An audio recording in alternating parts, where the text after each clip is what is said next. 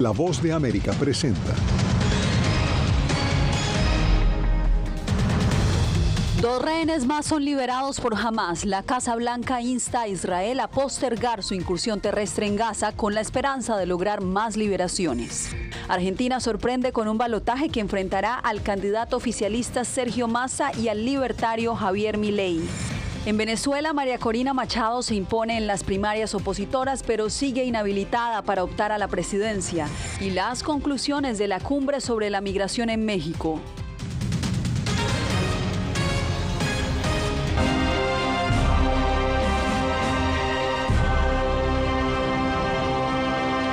¿Qué tal? Bienvenidos. Desde Washington comienzan las noticias y nos vamos en directo con Jorge Agobián porque tenemos información preliminar sobre otros dos rehenes liberados por el grupo militante Hamás. Jorge, esto está muy ligado al llamado que ya hizo el gobierno estadounidense para que Israel postergue esa incursión terrestre que tiene pensada en Gaza. ¿Qué información tienes de momento? Yasmín, según información compartida por la Cruz Roja, se trata de dos mujeres israelíes. Eso mientras la Casa Blanca hasta este momento no ha emitido declaración al respecto, pero durante esta jornada de lunes el presidente Joe Biden dijo que deberían liberar a todos los rehenes y entonces se podría hablar, eso respondiendo a la pregunta de un reportero que le consultó su opinión sobre si Israel debería detener o postergar su contraofensiva terrestre hasta que se liberen a los 222 rehenes que mantiene el grupo Hamás, algunos de ellos ciudadanos estadounidenses. Todo eso mientras también el gobierno estadounidense advirtió durante esta jornada que el conflicto podría escalar dadas las amenazas de Irán y Hezbollah.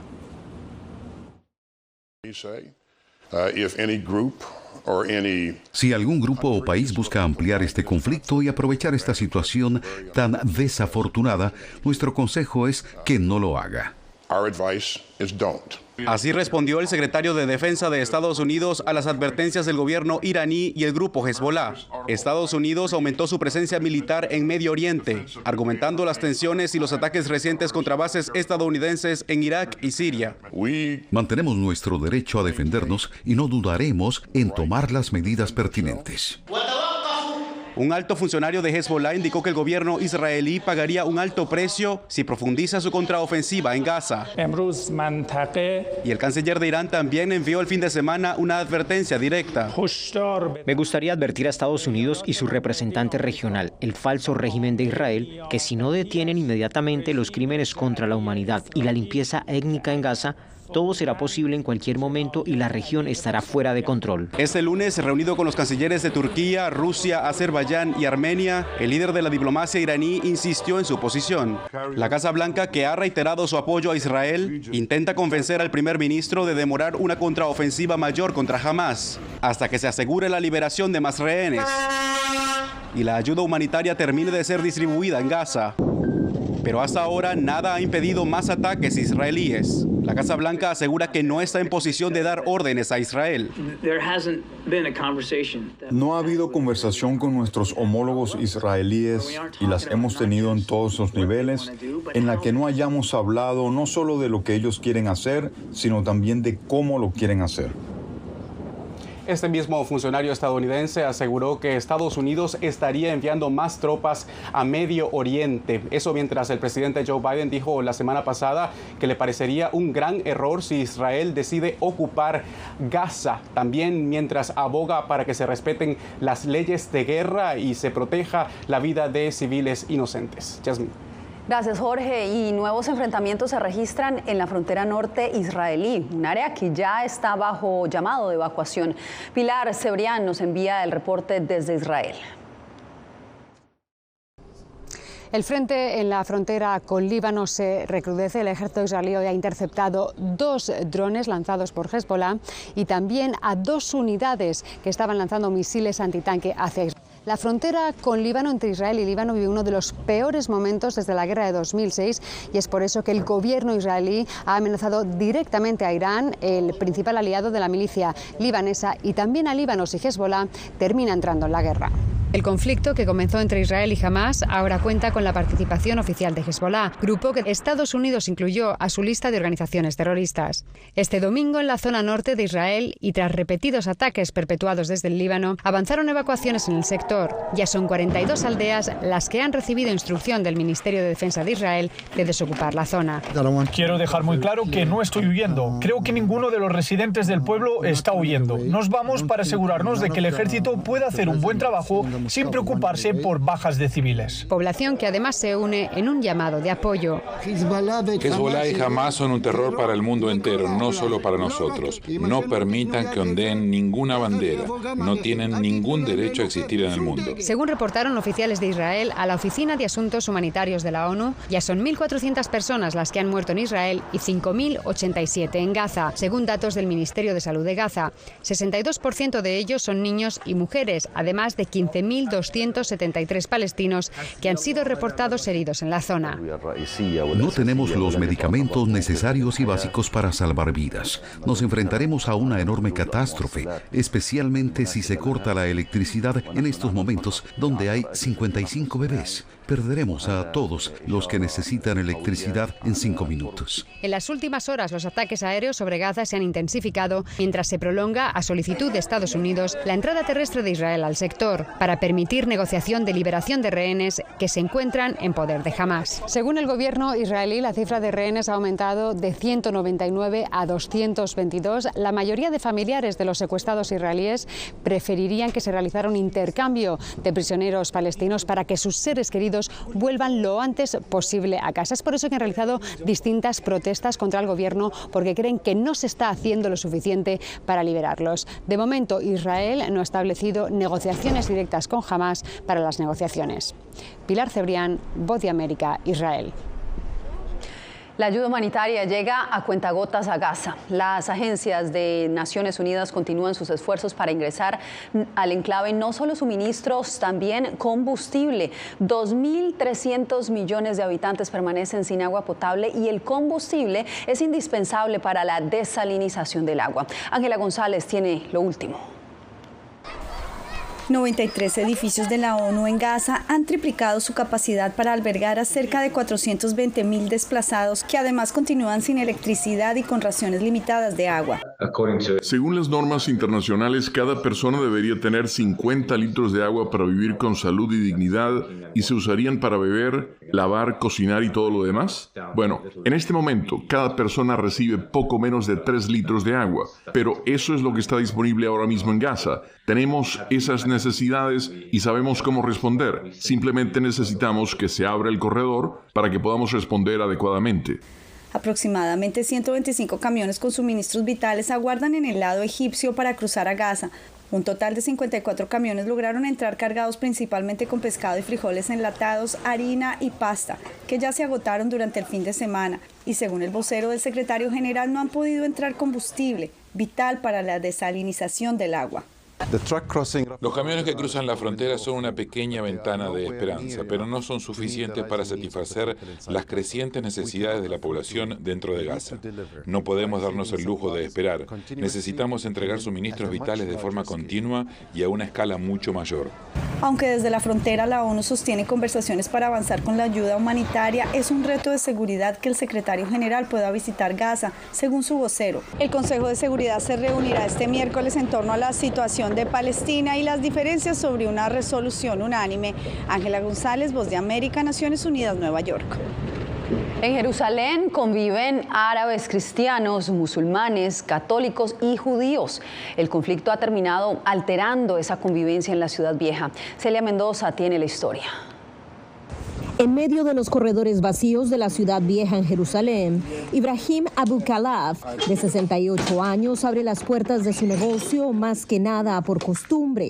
Este comerciante de telas asegura que los turistas desaparecieron tras el ataque de Hamás el 7 de octubre y la respuesta militar israelí, que según el Ministerio de Salud de la Autoridad Palestina, ha dejado un saldo superior a los 5.000 muertos. No estoy para nada de acuerdo con matar civiles, pero Israel se volvió loco porque lo que está pasando con Hamás, eso los volvió locos. Hasta que se tranquilicen los pensamientos, tal vez suceda algo más. Me encuentro en la ciudad vieja. Esta es la vía que lleva lleva al Santo Sepulcro, donde queda la tienda de Ibrahim, quien es palestino. Él asegura que desde hace ya varios días le da miedo venir en transporte público hasta su lugar de trabajo. Asustados, los árabes tienen miedo de los judíos. Siempre vengo en el tren, pero uso mi coche en estos días. La postura de este comerciante palestino contrasta con la de este residente judío de Jerusalén, mientras Gaza sigue siendo bombardeada y Naciones Unidas pide un cese al fuego. Las fuerzas de defensa israelí reportan haber atacado 320 objetivos militares durante las últimas 24 horas. No tengo miedo, esto ya ha ocurrido antes, lo que será, será, pero la única manera de obtener la paz es a través de la verdad. Mientras una incursión terrestre a Gaza es cada vez más inminente, la argentina Rosa María Cusamay, quien cursa estudios bíblicos en Jerusalén, no pierde la esperanza. Nos esperemos y deseamos que haya una conciliación y haya paz. Celia Mendoza, Voz de América. Pasamos ahora a Latinoamérica porque tras una larga jornada electoral, los argentinos volverán a las urnas el próximo 19 de noviembre. Gonzalo Báñez Villar desde Buenos Aires nos informa que en Argentina el resultado de estas elecciones fueron inesperados. Sorpresa en las elecciones presidenciales de la Argentina. El candidato oficialista del peronismo, Sergio Massa, fue el más votado, aunque no le alcanzó para ganar en la primera vuelta, y así, el 19 de noviembre, se enfrentará en un balotaje contra el economista ultraliberal Javier Milei, que en las encuestas previas era el candidato favorito de la elección. Sergio Massa es el actual ministro de Economía de un país sumido en una profunda crisis económica y una inflación interanual que llega a casi el 140%, por lo que sabe que debe tejer alianzas para afianzar el voto que le dieron los electores ayer domingo. Voy a convocar a un gobierno de unidad nacional el 10 de diciembre como presidente. Por su parte, en un tono mucho menos combativo al que suele tener, el ultraliberal Javier Milei le tendió la mano a la oposición y le pidió su apoyo para enfrentar al candidato del actual gobierno. Podemos evitar que nuestros chicos se vayan del país. Si trabajamos juntos, podemos terminar con la corrupción. Si trabajamos juntos, podemos terminar con los privilegios de la casta política. La gran derrota de la jornada fue Patricia Bullrich, referente de la centroderecha argentina, quien quedó tercera y ahora jugará un rol clave por su caudal de votos. Nuestra causa va más allá de un momento electoral y va más allá de un momento de derrota. De ahora en adelante se abre un nuevo escenario electoral donde los dos candidatos se disputarán los votos de aquellos que quedaron fuera de la contienda. Gonzalo Báñez Villar, Voz de América, Buenos Aires, Argentina. En Venezuela, María Corina Machado arrasó en la primaria opositora. Vamos ahora mismo con Adriana Núñez Rabascal en Caracas. Adriana, ¿cómo proyecta entonces la oposición enfrentar al presidente Maduro si María Corina se encuentra inhabilitada? Esa es la gran pregunta que se hace toda Venezuela en este momento, en especial quienes sufragaron ayer. Vienen reuniones entre partidos políticos, vienen también encuentros para ver si la oposición venezolana hace una serie de borrón y cuenta nueva. ¿Y por qué digo esto? Porque las decisiones en bloque que tomaba la oposición a través de su coalición, en ellas no estaba representada María Corina Machado, quien renunció a esta coalición hace unos 6 años al llamar a boicot a unas elecciones regionales. Sin embargo, al día de ayer, la mayoría de estos movimientos le dieron el respaldo a la candidatura de Machado como firme aspirante a la presidencia para 2024. Liberal, crítica de las últimas decisiones de la oposición y detractora de las negociaciones con el chavismo, María Corina Machado se impuso a otros 9 aspirantes con más de 90% de los votos. Este no es el final, pero este sí es el principio del final. Machado salió favorecida por un electorado opositor que volvió a movilizarse en las calles de una Venezuela, donde la censura en la radio y en la TV locales silenció la consulta. Asumo con cada uno de los venezolanos el compromiso de hacer valer este mandato. Acompañada por otros de los candidatos a los que derrotó en la consulta interna, convocó a quienes hoy se sienten defraudados por el oficialismo a conformar una gran alianza nacional para la transformación de Venezuela. Hay algunos que piensan que tenemos que ganar la elección para lograr gobernabilidad. Yo creo que es al revés. Machado está ahora al frente de una fragmentada oposición, lo que supone retos tanto para ella como para los partidos. Puentes, esos puentes que tiene que tender hacia una oposición que sabe bien que la necesita ella para mantenerse viva y que ella necesita generar ese proceso en el cual no quede ninguna duda que es la candidata unitaria. La ingeniero de 56 años está inhabilitada por 15 años para ejercer cargos públicos, lo que lleva a preguntarse cuál será la estrategia para lograr que se le permita participar en elecciones.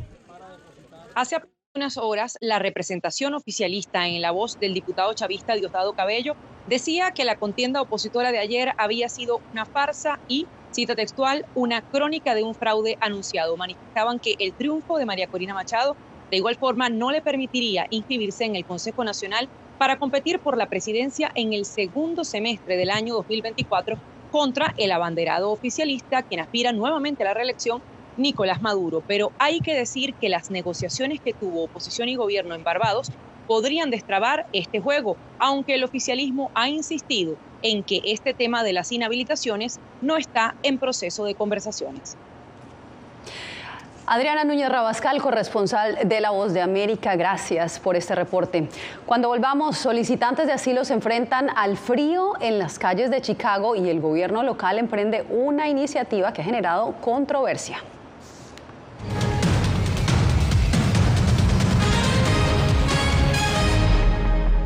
Soy Belén Mora, periodista de La Voz de América. Como reportera y presentadora tengo la responsabilidad de acercarles las historias que se generan en Washington y que impactan tu entorno cercano.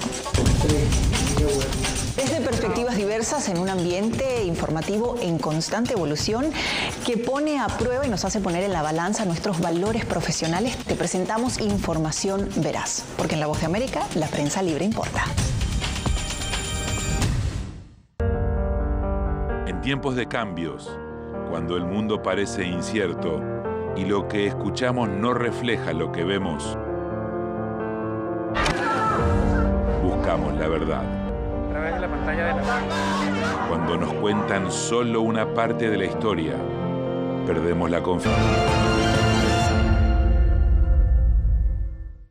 Soy Jacopo Luzzi, reportero de La Voz de América aquí en Washington, D.C. Ya sea informando desde el Capitolio, desde la Casa Blanca, cubriendo el impacto del cambio climático, el impactante tema migratorio, o subir en un avión y cruzar medio mundo para estar en el lugar de la noticia con la información precisa y veraz, este es mi compromiso como periodista. Un compromiso de vida profesional que comparto con ustedes, porque en La Voz de América la prensa libre importa.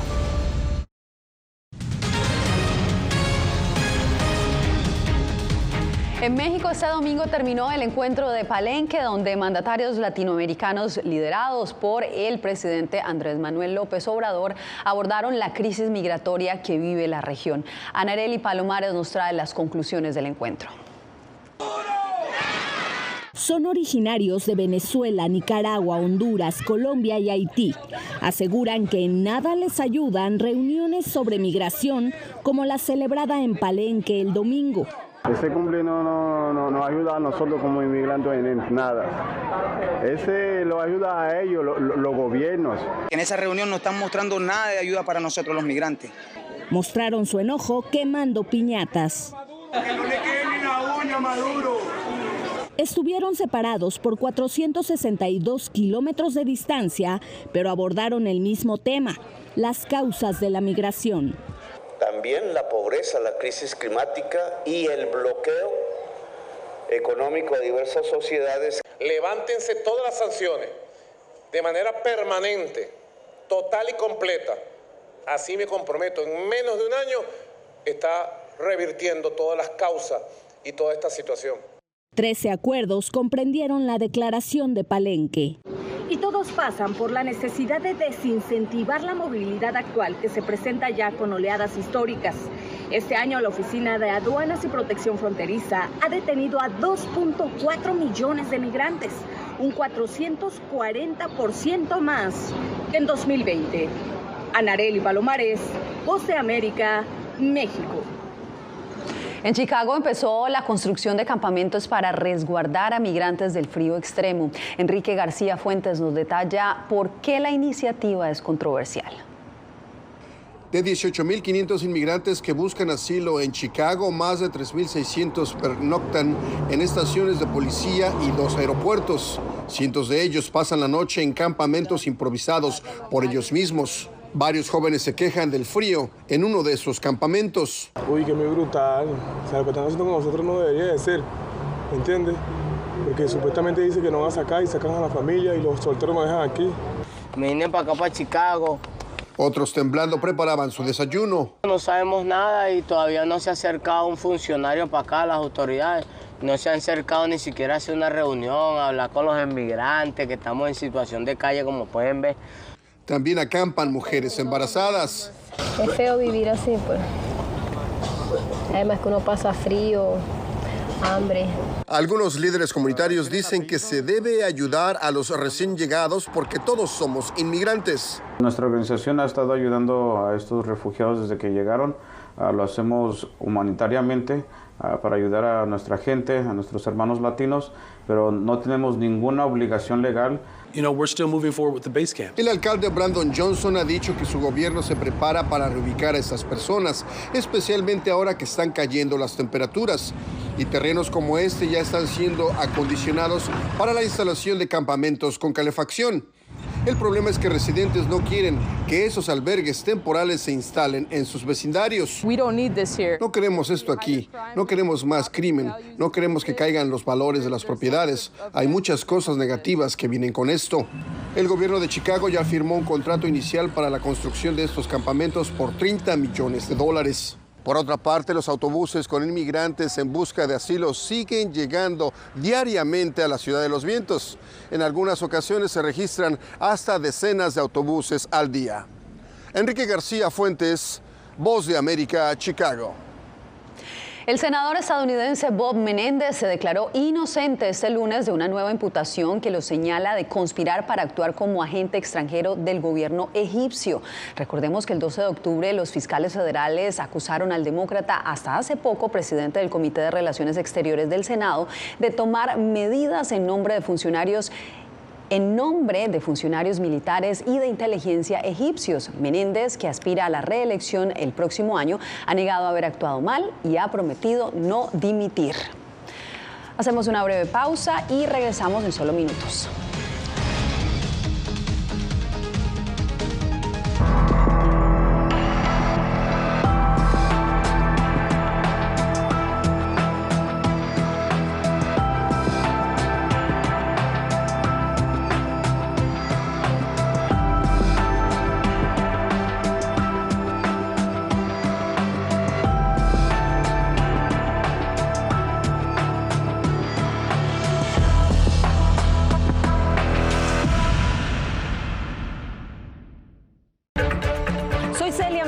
Corresponsal internacional de La Voz de América. Desde que me uní a este equipo de profesionales hace más de una década, he tenido la oportunidad de descubrir un mundo de noticias que comparto con ustedes. La Voz de América habló con el director. Porque siempre estoy en el lugar de los hechos, entregando información veraz, clara y precisa, manteniendo nuestro compromiso periodístico, porque en La Voz de América, la prensa libre importa.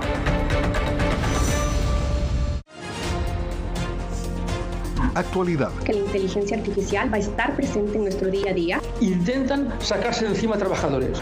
Análisis. El cambio climático está teniendo muchísimos impactos que afecta siempre a los más vulnerables. La región necesita ayuda. Debate. Proteger a las escuelas con armamentos. Es una total ridiculez, es algo inverosímil. Con la información más allá de los titulares. Todas las semanas por La Voz de América. Desde Washington, les saluda Gonzalo Abarca. Hola, soy Oscar Ortiz Barahona, corresponsal La Voz de América. Ser La Voz de América desde Honduras me permite conectarme con todos ustedes, nuestras audiencias en todos los países del continente, ofreciendo información veraz sobre los temas que más te impactan. Honduras y los Estados Unidos han ejercido labores humanitarias. Más de 40 viviendas. Desde perspectivas humanas y con base en hechos, te informamos para que seas tú quien formes tu propia opinión, porque La Voz de América, la prensa libre, importa.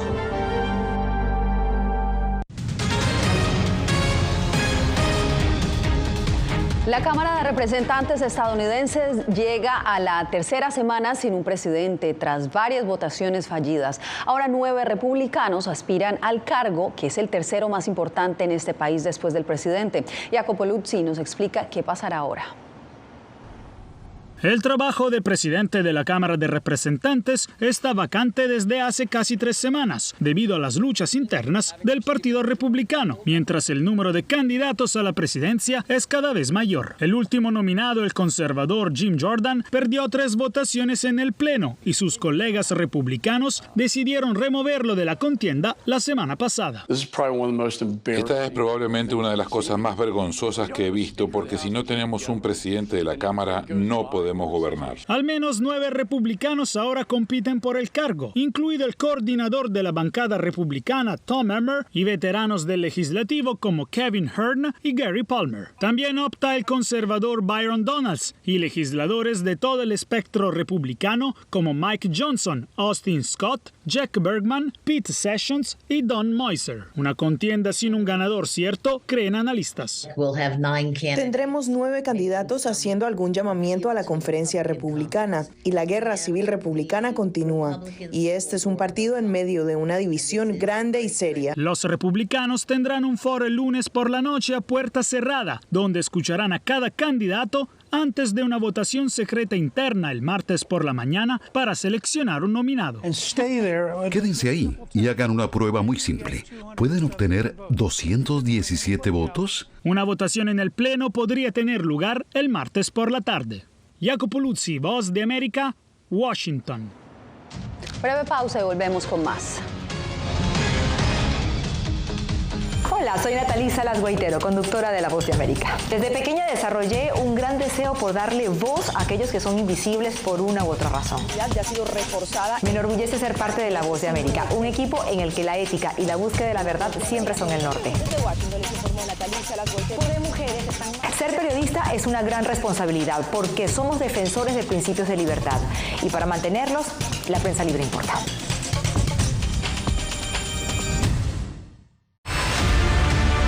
No concibo una democracia sin periodistas. El libreto manda a un conflicto constante con la prensa independiente, con los medios de comunicación. Periodismo, la prensa libre importa. Una coproducción de La Voz de América con nuestras afiliadas en la región. Se ejerció esta profesión con mucho miedo. ¿Cuántos periodistas van muertos ya por decir la verdad? Disponible en vozdeamerica.com. Soy Fabiola Chambi, corresponsal de La Voz de América en Bolivia. Retratar la complejidad de mi país para una audiencia internacional le ha dado una nueva perspectiva a mi labor como periodista. Desde esa mirada descubro en el día a día que el trabajo que realizo en La Voz de América me ha permitido dar vida a los valores del periodismo profesional. Aquel que les informa a ustedes, nuestras audiencias, con balance, precisión y profundidad. Porque en La Voz de América, la prensa libre importa.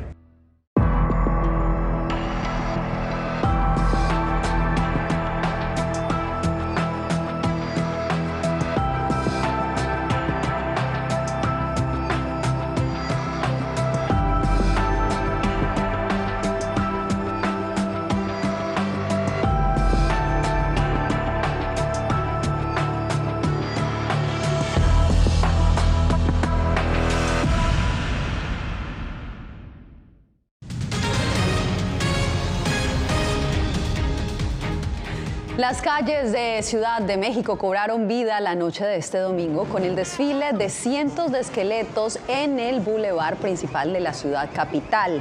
El desfile es uno de los muchos eventos que sirven de antesala a esta fiesta prehispánica que se celebra el 1 de noviembre, en la que familias recuerdan a sus muertos y celebran la continuidad de la vida. Con estas imágenes me despido por hoy. Soy Yasmín López. Gracias por acompañarnos en El Mundo al Día.